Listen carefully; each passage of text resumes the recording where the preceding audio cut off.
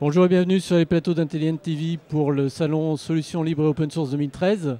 Alors, on va parler de Cloud Open Source. Avec moi, 3 personnes qui œuvrent dans ce domaine-là. Donc, Raphaël Ferrat d'Innovance, bonjour. Xiaolong Kong de W2 et Jonathan Leloup d'Alterway, bonjour. Très bien, alors on va essayer de faire un petit panorama un petit peu des solutions. Alors pour préciser, on va parler d'infrastructure as a service, hein. On va pour préciser, parce que le cloud c'est très nuageux, hein. Donc on va se concentrer sur cette partie-là qui est effectivement l'infrastructure virtualisée, les outils qui permettent d'administrer un petit peu tout ça. Alors Raphaël, peut-être que vous pouvez nous faire commencer par un petit panorama rapide aujourd'hui de ces solutions d'IaaS open source. Oui, déjà un petit état des lieux par rapport à l'année dernière où on avait déjà fait un petit point là-dessus. Clairement, nous sur le marché européen, qui est le marché sur lequel on se situe actuellement, on a vu une accélération forte d'OpenStack, que ce soit en termes d'adoption, en termes de contribution. On note quand même je dirais maintenant un challenger presque, si j'ose dire ça, qui est assez dynamique et qu'on rencontre quand même sur pas mal de projets, qui est CloudStack. Alors pas tellement des projets européens finalement, pas mal de projets en Asie où il semblerait que CloudStack ait une base clientèle riche. Au niveau des fonctionnalités, je pense que OpenStack est parti quand même plus tard. Il y a une avance claire de CloudStack sur certaines fonctionnalités qui nous manquent encore, notamment sur l'aspect enterprise, solutions de facturation, de gestion, de dashboard, où ils ont une avance. Par contre, on note que pour les grosses infrastructures, les gens qui veulent vraiment monter à l'échelle, en termes de design, OpenStack a quand même une avance également technologique. Alors par contre, ce qu'on ne voit plus trop, nous, de notre côté, en tant qu'intégrateur, c'est les solutions d'Eucalyptus, par exemple, ou d'OpenNebula, qui, moi, pour ma propre expérience, je n'ai pas encore rencontré sur des projets depuis les 12 derniers mois. Un projet européen, pourtant. Pourtant, un projet qui est plus européen, mais que, dans le contexte de l'entreprise, je n'ai pas retrouvé comme challenger. Le marché commence à avoir fait un petit peu ses choix, on va dire. Pour l'instant, mais peut-être que dans d'autres pays, c'est comme ça, mais nous, en tout cas, on ne les a pas vus encore. Xiaolong Kong, chez W2 aujourd'hui, en termes de plateforme d'IaaS, qu'est-ce qui est mis en œuvre aujourd'hui? Ça tombe bien parce qu'en fait, depuis une semaine, on travaille avec Innovance pour mettre en place une infrastructure OpenStack qu'on mettra à disposition des projets OW2. D'accord. Pour notamment des tests d'intégration continue. D'accord, très bien. Et auparavant, c'est en remplacement d'un autre outil ou Non, c'est vrai qu'auparavant, on a bien regardé aussi des solutions comme CloudStack, Eucalyptus et aussi OpenNebula. D'accord. C'est vrai que depuis un an, la maturité est déjà là avec OpenStack, alors qu'on va dire qu'avec CloudStack et OpenNebula, il n'y a pas tellement de progrès depuis un an. C'est notre constat. D'accord. Et donc chez Alterway je pense que le constat par rapport à OpenStack, il est partagé. Nous, aujourd'hui, on déploie 3 plateformes, on va dire essentiellement. Surtout sur notre partie infrastructure, parce qu'on a quand même près de 5000 instances, c'est-à-dire une grosse partie de l'activité. La moitié de l'activité d'Alterway, c'est que de l'hébergement. Donc sur cette activité-là, on a déployé historiquement, on a tenté OpenNebula, mais bon, on a vite fait marche arrière. Après, par sécurité, en attendant que les autres technos soient un peu matures, on est parti sur Proxmox, qui est de la virtualisation plus, mais qui avait au moins l'avantage d'apporter une certaine flexibilité. Après, on a mis en labo, on va dire, OpenStack et une autre solution qui s'appelle Ovirt, donc qui est l'équivalent du produit RHEV de Red Hat, qui est la version communautaire. À partir de là, on a fait Ovirt présenter par rapport à notre activité d'hébergeur des avantages, notamment en termes de pilotage, parce que Ovirt est un clone de VMware.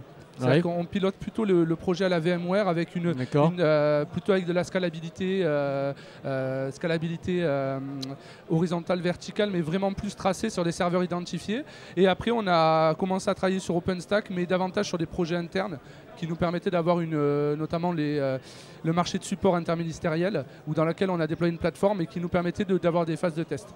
Donc aujourd'hui, nous, on a fait le choix entre OpenStack Ovirt, que ça soit sur la partie hébergement, pure infogérance, et on essaie de plus en plus vers l'intégration. D'accord. Au niveau donc innovant, vous êtes un intégrateur autour d'OpenStack, hein, c'est votre activité principale. On est aussi beaucoup un contributeur en fait, puisqu'on est le 7e plus gros contributeur dans le monde aujourd'hui sur le code. Mais comme on met tout en upstream, l'ensemble de nos contributions sont poussées open source. Bah après, on gagne notre vie, on monétise sur les services qu'on rend autour. Hein. D'accord. Xiaolong, vous parliez tout à l'heure de l'aspect hardware, de l'importance de l'aspect hardware dans les solutions d'IaaS. Ça joue encore beaucoup par rapport à la solution logicielle qu'on va mettre dessus, c'est important? C'est vrai, parce qu'en fait, quand on parle de cloud, de plus en plus, en fait, on fait une association comme solution open source, plus une infra low cost, mais haute performance. Du coup, en fait, creuser la question de cloud, il faut regarder en même temps les deux aspects. À la fois, on va dire, un cloud OS open source, mais aussi en même temps une infrastructure hardware constituée des éléments, on va dire, bien choisis, bien en fait, préconisés par rapport en fait, aux solutions logicielles qu'on a choisies. Cet aspect chez un hébergeur hardware, c'est important? J'allais dire peut-être encore plus du fait qu'on soit dans le cloud. Parce qu'en fait, quelque part, le cloud, ça nous permet d'avoir moins de matériel au final et d'instancier beaucoup plus, d'être beaucoup plus flexible au niveau des instances. Ce qui veut dire que quelque part, l'investissement dans le matériel, il doit être d'un plus haut niveau. C'est-à-dire que quelque part, si... bien sûr, on peut se dire on va garder nos vieilles machines et on va faire tourner beaucoup d'instances. Mais clairement, quand on va avoir des grosses montées en charge et notamment... avec des solutions comme OpenStack qui vont peut-être pas obligatoirement identifier où se font les montées en charge. Globalement, on a intérêt à avoir des serveurs qui tiennent la charge derrière, des serveurs qui soient capables d'avoir vraiment des gros serveurs bien physiques. Et après, ça permettra de pouvoir avoir un hébergement un peu plus efficace. Donc j'allais dire, quelque part, ça nous permet de rationaliser l'achat. Du fait aussi qu'on n'identifie pas obligatoirement un serveur à un besoin client, mais plutôt à une utilisation maximale qu'on pourrait avoir. Alors, nous, en fait, sur le hardware, on voit 3 modifications sur le marché des constructeurs, 3 projets sur lesquels on s'est engagé. Le premier, c'est l'Open Compute, donc, qui permet de concevoir du hardware qui est adapté à un cas d'usage cloud et qui est 100% libre. Donc ça, c'est un projet sur lequel on a commencé à travailler, et qui permet de repenser un petit peu le data center en s'affranchissant des contraintes qui sont le catalogue produit d'un constructeur dans lequel on doit piocher. Là, on peut concevoir son catalogue, donc ça, c'est assez récent. Le deuxième sujet qui bouge beaucoup en ce moment, c'est le stockage. Une des briques essentielles pour réussir un projet cloud, c'est la performance du stockage et sa scalabilité, ce qui n'est pas toujours avéré avec des équipements type SAN, NAS. Donc là, il y a beaucoup d'innovations dans ce domaine avec des projets comme Ceph, par exemple, qui a été lancé par Dreamhost, ou des projets dans OpenStack comme Swift, des projets qui ont été rachetés par Red Hat comme Gluster, par exemple. Donc en fait, il y a une très très forte innovation là-dedans qui vise à repenser la manière dont on gère le stockage. Et je dirais le troisième grosse modification dans le secteur du hardware, c'est le réseau. Où là, ça va être, je pense, pour moi, un bouleversement. C'est-à-dire qu'on va arriver sur des équipements hardware qui vont être de moins en moins intelligents, qui vont être plus des multiprises, et sur lesquels ensuite on va avoir plutôt des technologies type SDN qui vont virtualiser toute l'intelligence et qui permettent d'atteindre l'élasticité. SDN, ça veut dire? SDN, ça veut dire Software Defined Network. Ça veut dire qu'on gère le réseau d'un point de vue logiciel, virtuel, et qu'on s'affranchit ainsi des contraintes matériel de certains équipements de grands constructeurs. Typiquement, le nombre de VLAN maximum qu'on peut avoir dans un cloud. Switch, des choses comme ça qui sont très très vite pénalisantes pour un acteur de dimension internationale. Donc là, on voit des mouvements comme VMware qui rachète Nicira 1,2 milliard de dollars. On comprend bien que ça va être un des gros enjeux des prochaines années sur les couches les plus basses. D'accord. Sur ce point, en fait, je rejoins ce que dit en fait Raphaël. C'est qu'en fait, autant on peut dire que sur la couche IaaS, on a déjà de très bonnes solutions d'un hyperviseur qui virtualise le compute et aussi des solutions de stockage comme Ceph ou comme Swift qui sont en fait proches de la maturité. Alors qu'en fait, autant sur l'aspect réseau, virtualisation de réseau, on va dire que dans le monde open source, on n'a pas encore de projet en fait, qui arrive à réaliser avec des solutions comme Nicira, propriétaire. Au niveau des entreprises, aujourd'hui, on en est où un petit peu de cette adoption de ces outils? Bon, il y a VMware qui est le leader sur le marché. Est-ce qu'aujourd'hui, on arrive à pousser, à rentrer dans ce domaine-là chez les entreprises? Juste pour conclure, par rapport à... Je pense qu'il y a un point important, c'est que quels que soient les technos qu'on est en train d'utiliser, là encore une fois on parle d'open source et notre gros challenge c'est quand même la normalisation, l'interopérabilité, la capacité en fait grâce à des projets notamment comme OpenStack, après quelles que soient les différentes couches, OpenStack a suffisamment de composants pour qu'on puisse travailler en mutualisation sur des projets VMware, Hyper-V a été porté dessus, je veux dire il suffit de voir les acteurs qui sont autour pour... Par contre ce qui est important au-delà du projet c'est la capacité, justement on parle de réseau, on parle de storage, tout ça c'est d'arriver à avoir des normes, à avoir des standards qui vont s'imposer et qui vont faciliter dans l'avenir de toute façon les nouveaux projets open source. Concernant les clients, nous ce qu'on a vu sur la partie hébergement, les clients ils se posent moins entre guillemets de questions. Nous ce qu'on leur garantit c'est un service 24/7. Hein. Donc c'est nous le service et ce qu'ils paient c'est un service. Après nous sur l'intégration, j'allais dire c'est un peu la même question au niveau du service et donc on va avoir tendance à choisir la solution en fonction du profil des clients. Tout ce qu'on voit en tout cas, et je pense que Noah aura sans doute plus à dire sur ce sujet-là, mais sur OpenStack on est encore dans une phase très on regarde. Ce qui n'était pas le cas aux États-Unis, on voit qu'il y a quelques entreprises qui ont passé le pas. Là on est quand même dans une phase d'interrogation assez forte, un très très gros intérêt. Il y a encore un projet qui a été porté au niveau de la DILA sur un 6000 VM qui va être créé sur OpenStack, un projet pilote. On a vraiment des intérêts, mais j'allais presque dire, je laisserai Raphaël peut-être voir, on est dans une période à savoir qui va tirer le premier, en tout cas, sur des très très grandes entreprises françaises. Qui va lancer le premier gros chantier. Bon, nous on voit quand même, on a des projets là pour les entreprises. Alors pas forcément que en France, puisque on travaille ici dans d'autres zones géographiques. Mais clairement, 2013 pour nous c'est l'année, on va dire, des gros POC. D'accord. Donc là on a une quinzaine de projets plutôt grands comptes, alors proof of concept, voilà. Une quinzaine de projets grands comptes sur lesquels on conduit des expérimentations assez avancées. On a un taux d'adoption qui est assez fort du côté des telcos. D'accord. Donc tous les service providers qui souhaitent se lancer sur l'aventure du cloud public semblent avoir un attrait marqué pour OpenStack et sont peut-être plus matures tout de suite pour y aller.